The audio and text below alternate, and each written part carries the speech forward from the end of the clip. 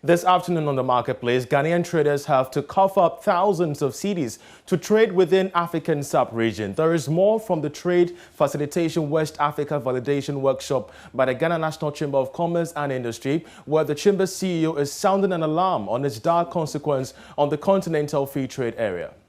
After the ETLS, the ECOWAS Trade Liberalization Scheme, the purpose of it was to ensure free movement of goods and people. But what is on the ground is totally different from what is in the books. Also, we examine air passenger rights in Ghana amid cases over the weekend where some passengers were left stranded due to failed systems. It's not right. You see why people carry guns? That's why people You see why people carry guns? I'm annoyed here. I'm telling you. You see why people carry guns? Plus, delivery service provider Glovo to inject 3.5 million euros into the Ghanaian economy through its expansion program. Ghana is a very exciting market. I think not just for Glovo. I think generally I think it's a country which is clearly moving very quickly. I mentioned it earlier. I think the government really believes in digitalization. Hello once again. We have details coming shortly after this break. Do stay with us. Hi, this is Lexus Bill, host of Drive Time on Joy 99.7 FM. Listen, you don't have to worry if you miss Drive Time or Personality Profile. It's going to be live on our podcast page. Just log on to www.myjoyonline.com/podcast. You can listen to Drive Time, Personality Profile, and any other of your favorite shows on Joy FM on that page. You don't have to miss a show at all. Joy 99.7 FM, radio for discerning listeners.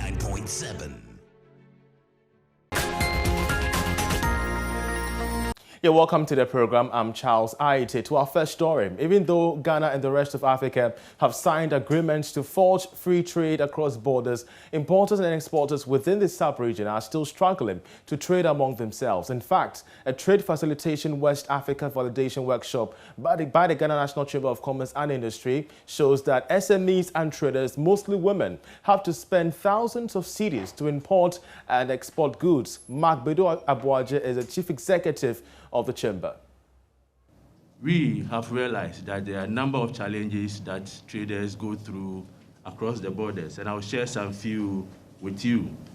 The first one is informalization of large proportion of transactions. And then we have high transaction costs of moving goods across borders, which is a bigger challenge because after the ETLS, the ECOWAS Trade Liberalization Scheme, the purpose of it was to ensure free movement of goods and people. But what is on the ground is totally different from what is in the books. You try sending goods to Togo, to Burkina, to Ivory Coast, and you see the challenges that exporters go through, more specifically women. That's why we are gathered here, also for the women to share their experience with us. We may not know all through the information that we gathered, but I know today you provide us with all the things that we need to know for us to be able to assist women traders and small-scale traders. In fact, research actually indicated that cross-border trading actually has a lot of women. About 70 to 80% of those involved in cross-border trading are women. So women are so important under this. So the objectives of this validation or work is to strengthen the capacity of business associations. In fact, in most of the trade facilitation in West Africa that probably might have heard, the training directly goes to those who are involved in the trading. This particular one is very unique in the sense that they want to build the capacity of business associations for a sustainable support to women traders in Ghana. So we have Importers and Exporters Association of Ghana here. We have FITCH, we have AGI, we have Chamber, we have GUTA, we have GAWI.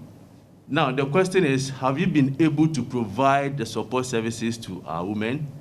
And that is probably what we would want to answer today. If not, what do we need as business associations to sustainably provide these support services to women? So what we did as a chamber with the support from FEWASI and LA International, that's the consultant, and the World Bank, is to gather data from these institutions to understand what they need to be able to provide these support services to women and cross-border traders. And we still stay on this matter because the Deputy Director and Head of Trade Facilitation at the Trade Ministry, Mr. Chairman, has been speaking on a new trade facilitation desk to deal with this issue. He hints also of a special dispensation for Ghanaian women traders. I would like to state about 2 or 3 things that we are doing now to ensure that we help our small-scale industries or we facilitate the movement of your goods and services. After signing the WTO Trade Facilitation Agreement, there was a requirement that we set up what we call the National Trade Facilitation Committee, which was set up, and we have membership even present here in this meeting. We meet every now and then to discuss issues and policies that affect trade facilitation. Now what we are doing is to set up a gender committee or a gender subcommittee in the Trade Facilitation Committee to look at gender-specific issues, to look at issues that affect our women as they trade across the borders, to bring it up for policy direction, to bring it up for government to look at. Other things that we are doing also that is going to help your trade is what we call the Joint Border Post Initiative. And I'm happy to tell you that we are championing the cause of working around the clock to ensure that the joint borders between Ghana and Togo, that is Dompe and Lupo Joint Border Post, becomes operational. Although we know it's very operational, there are other challenges so that it will serve the transit trade corridor as the Aflao borders also serve most of you as you do your trading. So these are some of the things that the Ministry of Trade and Industry under the leadership of the Minister is doing. But that notwithstanding, we are aware that there are a lot of challenges that we are still going through. So just as the CEO mentioned, we are here. If you have questions, if you have challenges, if you have anything that you think can help us gather more information about your challenges, about your work, about the information, we are all ears. It is simple but complicated. The reason why I say trade is simple and complicated is, let me give you a simple analogy. That probably this morning, you got up from your bed and you wanted to buy a loaf of bread for your breakfast. The fact that you got there and you purchased, you have engaged in trade. And it is one way or the other binding by law because you purchased and the person gave you something. And we shall follow up on this submissions in our subsequent bulletins. But let's now talk aviation, because over the weekend, a video circulated on social media regarding some 50 passengers traveling British Airways who were left stranded at the Kotoka International Airport. According to these passengers, the airline had cancelled flights and directed them to reschedule without prior notice. The reason, a shutdown of their systems. Take a listen. If I was coming from Bogatanga, where will I be spending the night? It's not right. They will provide a hotel, don't worry. You have to provide the hotel. Yeah. I think you should be providing a place for accommodation.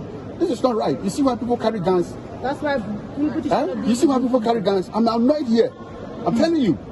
You see why people carry guns? This is not right. This is rubbish.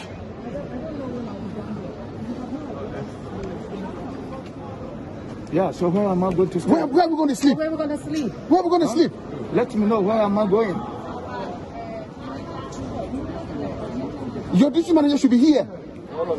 So the district manager should be here. They should be here. The hotel, They should be here explaining. You mean the next flight is tomorrow evening, eh? I'm going to see the duty manager.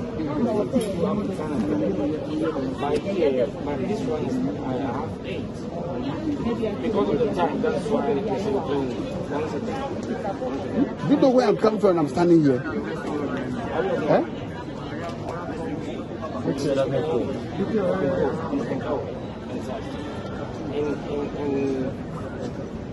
the queue, we came here about 5 o'clock. We are still clean. Up to this time. 5 o'clock, you know. Well, we have sent word to the Civil Aviation Authority on this development, and they say an investigation is currently ongoing. But the question we're asking, who puts the airlines in check? Plus, what does our air passenger rights say about these issues? Of course, Sean Mendes is an aviation expert and joins us via Zoom. Sean, we're so grateful that you could join us. What should be the positioning of the Civil Aviation Authority on this clip that you just saw? Well, first of all, thanks for having me, Charles. And, it's actually quite distressing to see that clip because, of course, first of all, the passengers' travel has been disrupted. But it also seems that the airline and the passengers themselves have not educated themselves on the rights that they already have. In Ghana, air passenger rights are governed by the GCA Civil Aviation Economic Directives of 2019.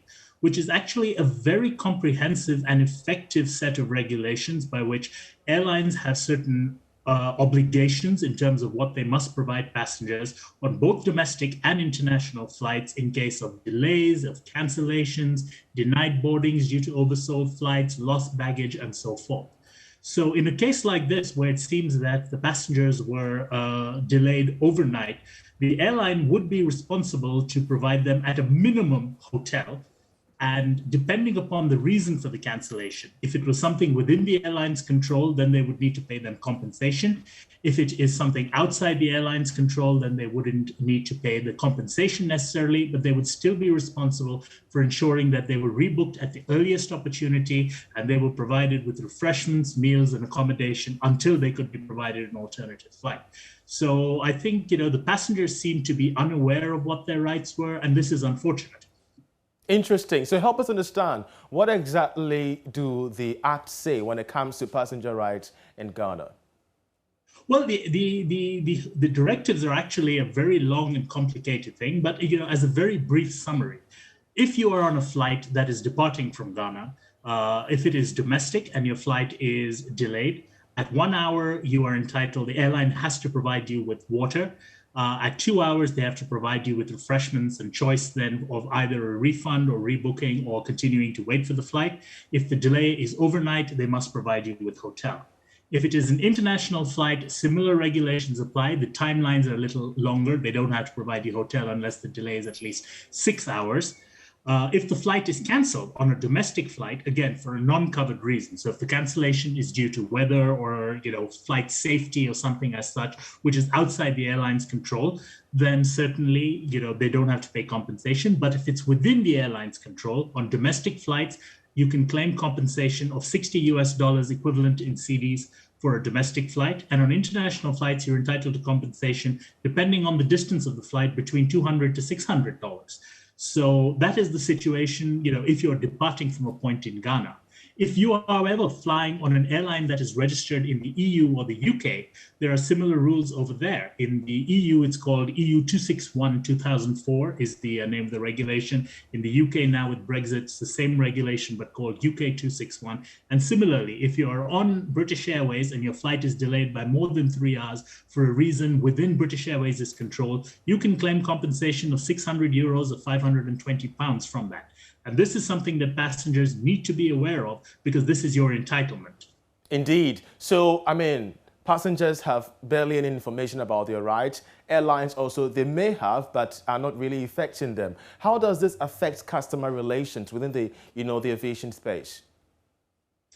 Well, I think, it's important, even for airlines to acknowledge that an educated consumer is a good consumer. Because, speaking from my experience, running airlines, there are regularly passengers who come up and make claims for something that genuinely the airline could not control. There's bad weather, your flight is canceled, the airline cannot do anything. You cannot come in and say, give me $1,000 compensation and so forth.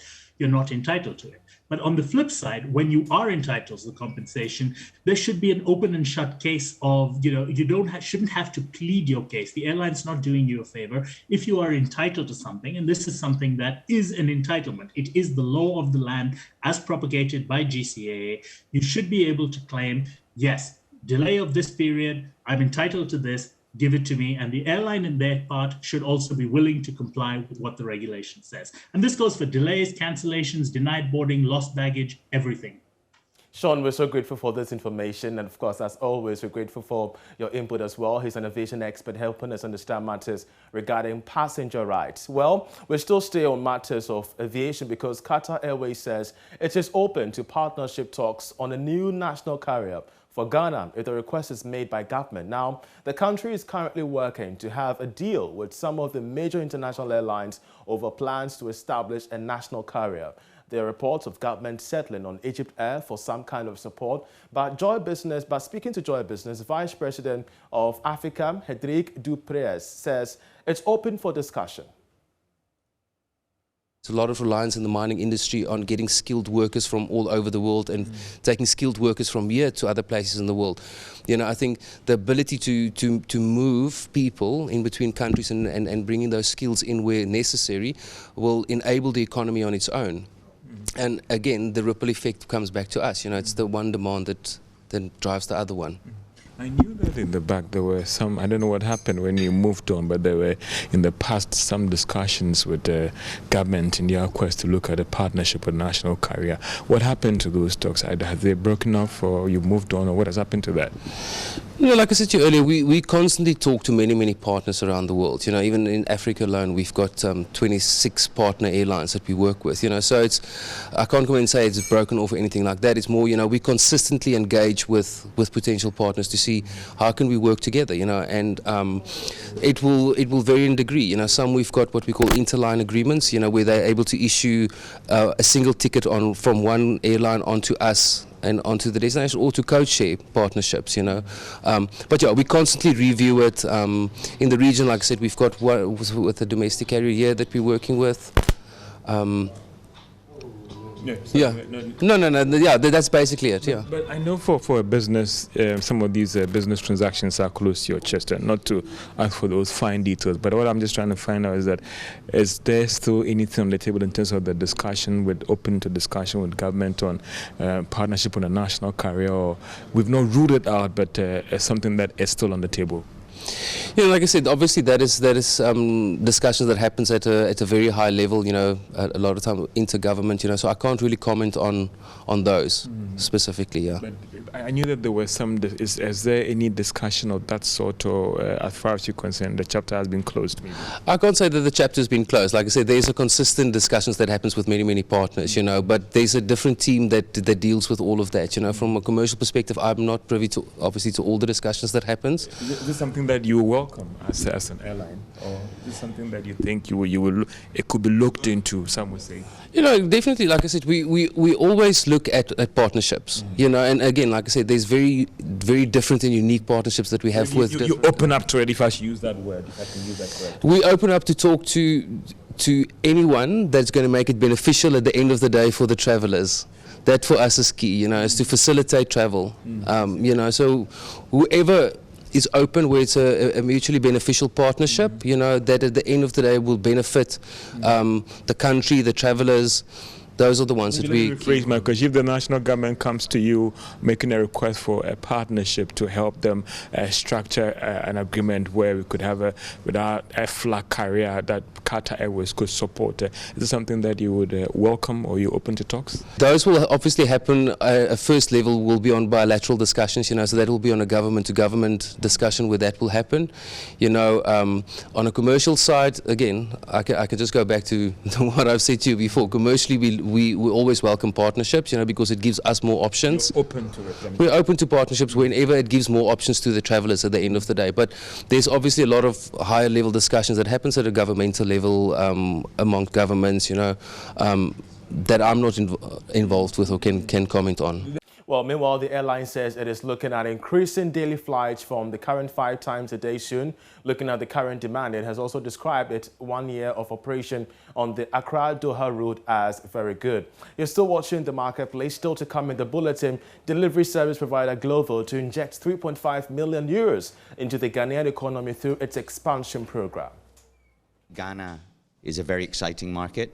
I think not just for Glovo. I think generally I think it's a country which is clearly moving very quickly. I mentioned it earlier. I think the government really believes in digitalization. Hello, my name is Nathaniel Atto. You can catch up with all the fun and inspiration on the Joy Sports link here on Joy 99.7 FM, together with all other shows over and over again. It's very simple. All you need to do is go to myjoyonline.com/podcast and relive all of those fun moments over and over again. Joy 99.7 FM, your radio for discerning listeners. Joy 99.7. Yeah, welcome back to the program. Delivery service provider Glovo is embarking on a key expansion drive to ensure that its services are available to other parts of the country, apart from Accra and Tema. The initiative is expected to see an injection of 3.5 million euros from the company. Co-founder of Glovo, Sacha Michaud, disclosed this to journalists in Accra during his visit to Ghana to abreast himself with the local operations. We have more in this report. Expansion works is beginning with the opening of Glovo's operations in the Ashanti regional capital, Kumasi, before the end of the year. Glovo is expected to use the expansion drive to employ more youth and local partners to support the economy. According to the co-founder Sacha Michaud, the company has identified Ghana as a growing market for the digital delivery business, hence the decision to increase its investment. The target is to inject about 3.5 million euros into the initiative. Ghana is a very exciting market. I think not just for Glovo. I think generally I think it's a country which is clearly moving very quickly. I mentioned it earlier. I think the government really believes in digitalization. They're talking about digitalizations of small businesses regularly. We're actually a facilitator in that globally, but we're very city focused, and in fact every city is very different, even within the same country. So as we launch new cities in Ghana, we'll probably address them in a very different way because they have their own. So we're very happy so far, and we want to really double down in Ghana and be part of the system. General Manager for Glovo Ghana, Perline Budu, assured that it will increase the use of local materials in its operations as part of the target. This is aimed at increasing revenue for local artisans in the industry. We also have investment in terms of the resources that we use for the business. So some of the opportunities that we have right now is that we are importing the majority of the assets that we use, including the delivery bags, the paper bags that we use for the delivery. And in the long term, we're actually looking to transition to having that locally supplied, so that instead of us transferring that investment outside to a foreign company to invest these assets in for us, we can actually invest that locally here, because that is also the primary source of investment coming from us, and we are looking to transition those kind of opportunities to local companies here. The co-founder, as part of the visit, is doing some deliveries locally on bicycle, the new addition to the Glovo service. Well, the Stanbic Incubator has signed a partnership agreement with German corporation GIZ to undertake a digital innovation program for 20 fintechs in Ghana. According to the chief executive of Stanbic Bank, Kwame Nansumene, fintechs in Ghana, if given the opportunity, can thrive in the agenda to build a cashless society. The Fintech Accelerator program is a capacity-building initiative which will allow for exposure and on-the-job training for fintechs to experiment. As Stanbic CEO of Stanbic Bank, Kwame Nansumene, says the program is to provide technical support for fintechs to be able to experiment and sharpen their skills. The partnership is designed to give the youth that we support in the incubator an opportunity to have time at Stanbic to effectively learn on the job. It ties in with one of our cardinal principles at Stanbic, that learning by doing is the most effective way of gaining knowledge. So at the incubator, what we've sought to do is to give the opportunity for the fintechs to come, and then we house them here and effectively give them exposure to parts of our business as well as subject matter experts. But we'd like to do this in-house on our premises, such that it's a lot more collaborative and impactful. Head of the Network for Inclusive Economic Development Cluster at GIZ, Gerald Guskowski, believes fintechs have a lot of potential that need to be tapped. This, according to him, informed their decision to provide fintechs access to finance, coupled with technical capacity building. Yeah, we are partnering with Stanbic Bank in the area of fintechs. For us, fintechs have a lot of potential in this country to support economic growth, but also to support access to finance. And so our cooperation is based on supporting existing fintechs to make this next step to grow from something like 20,000 users to 1 million users, to better reach out to the rural parts of Ghana, and yeah, so that's the idea, and support them technically, but also advise them on their service. And that ends this edition of The Marketplace. Pleasure being with you. I'm Charles Aite. For more news, you log on to myjoyonline.com, where you can get all the stories you need to make your investment decisions. Many thanks once again for watching. Enjoy the rest of our programs.